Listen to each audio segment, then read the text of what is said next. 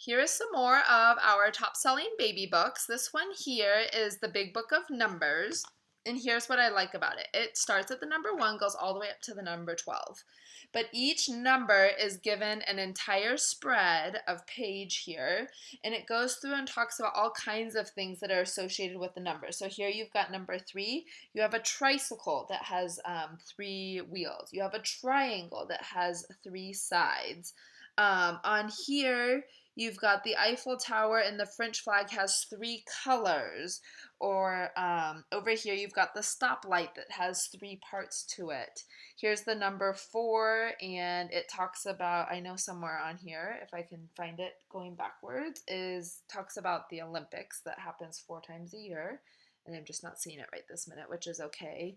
But up here there's 4 suits and a deck of cards. So just a lot of, not only are they learning the number, a lot of things associated with that number that goes along with it. This is the very first book of things to spot at home. We have just a general one. This was my son's favorite when he was younger. He would go through and point to just things and he'd say, that, and we'd tell him it was a map, or that, and it was a car. So it was really good for him to just be able to point to things and for us to share what it was. And then as he got older, we would say, can you find us a bird? And he might point to a bird or a bird here. And then you can just get, as it gets older, how many dogs can you find on this page or how many cats can you find? So and then there's also little prompts on each page, like it says who's wearing an apron, so they can go through and find different things. So like a very beginner search and find is what this can be used as well. There's one that's at home, there's while you're out and about, and a couple other titles that go along with that one.